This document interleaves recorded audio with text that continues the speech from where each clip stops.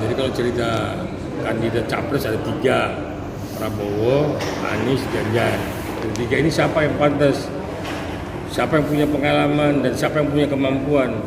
Dari 3 ini ya sosoknya Prabowo Subianto, nggak ada lagi sosok lain. Dari pengalaman internasionalnya, dari kemampuannya, dari kemampuan kerjanya, dan dari bahasanya pun dia menguasai 6 bahasa. Nah, kita sudah lihat track recordnya Prabowo. Mungkin ada beberapa gelintir orang selalu lihat track record masa lalu, itu udah nggak perlu debasi, karena tahun ketika Bu Mega mau jadi presiden, Bu Mega gandeng Prabowo untuk jadi cawapresnya. Hatta Rajasa pun begitu. Nah sekarang beliau Prabowo bersama dengan Jokowi sudah hampir 5 tahun ini semua bagus. Pembangunan untuk kekuatan militer luar biasa. Apalagi sekarang politik internasional ini lagi gonjang-ganjing. Ketika Rusia dengan Ukraina tidak selesai-selesai, maka saya pikir 2024 ke 2029 Prabowo adalah sosok yang paling tepat untuk menjadi presiden. Kalau ada 1-2 orang yang mengatakan masa lalunya Prabowo, jangan. Masa lalunya itulah masa lalu perjuangan. Ya, dia orangnya memang benar-benar negarawan, ya, orangnya humble dan orangnya merakyat. Jadi bisa diharapkan. Jadi jangan, rakyat mesti cerdas memilih ke depan. 5 tahun ke depan nggak main-main. Yang 2 itu pengalaman cuma gubernur. Yang 1 gubernur DKI, yang 1 lagi gubernur Jawa Tengah. 2 periode yang Jawa Tengah, 2 kali juga.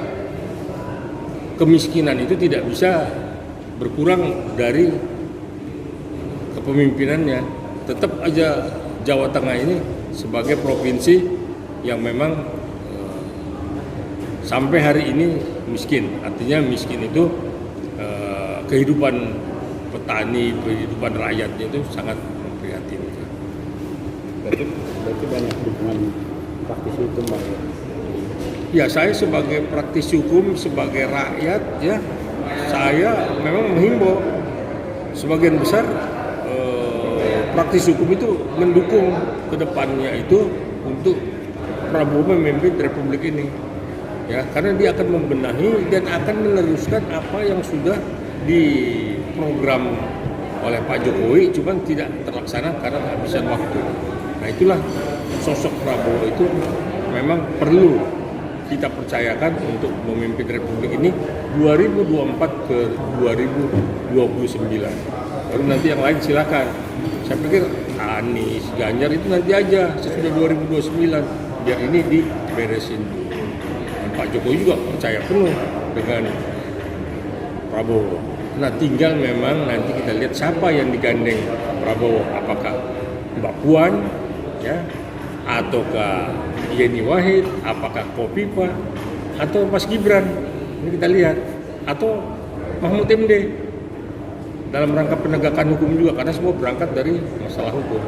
Jadi itulah yang nanti kita lihat siapa yang akan cawapresnya Pak Prabowo. Bang, yang membuat abang yakin untuk mereka jadi presiden tahun depan apa? Saya yakin kalau Prabowo itu memang di mata rakyat Indonesia sekarang ini sudah positif dan sudah memang punya kinerja yang bisa memang diharapkan untuk membawa Indonesia ini keluar dari masalah persoalan-persoalan global, ya. Karena kita ini dikepung oleh negara-negara superpower dan negara-negara kuat. Ini Eropa kan sudah bangkrut nih. Nah, Indonesia ini sampai hari ini inflasinya masih terkendali, ekonomi terkendali, walaupun ada 1-2 ya yang teriak sana teriak sini, itu yang biasa lah. Tetapi memang Pak Jokowi ini membawa rakyat kita ini untuk sejahtera, ya, untuk berkeadilan, tapi di bawah memang belum jalan seperti apa yang diharapkan Pak Jokowi. Nah itulah nanti Prabowo tampil dengan cawapresnya untuk bisa melanjutkan itu. Mudah-mudahan Indonesia ini keluar dari kemelut kesusahan, keadilan, muncul ya. Kan kita perlu keadilan juga nih.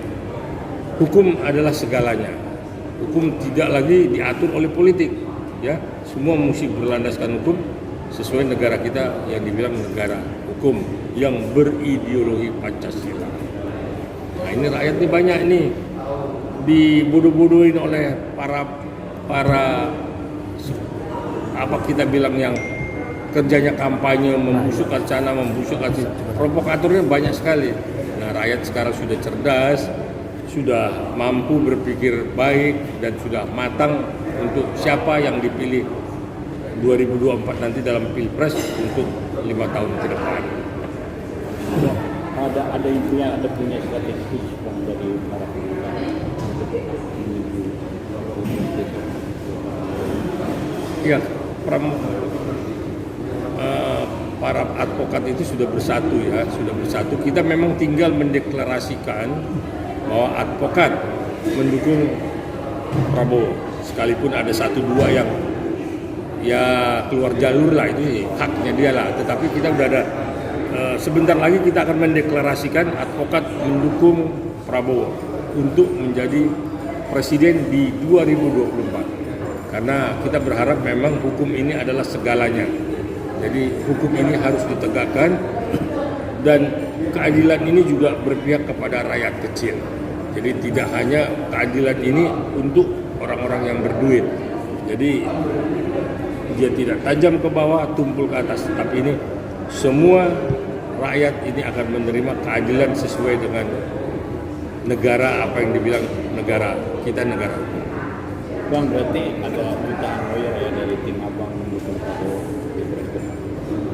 Bukan hanya jutaan lawyer, saya kebetulan juga memimpin salah satu organisasi dari putra-putri angkatan ya.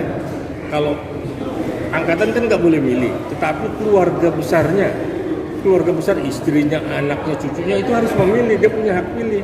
Kalau bapaknya nggak boleh. Nah kita aja sudah hampir 8 juta ya keluarga besar dari angkatan yang tidak saya sebut di sini, tapi orang semua tahu saya memimpin anak-anak dari angkatan salah satu Matra TNI. Nah TNI tidak boleh memilih karena dia mesti netral, tapi anaknya harus memilih karena kita punya hak pilih, hak konstitusional memilih capres kita siapa nanti. Terakhir Bang, ada yang disampaikan?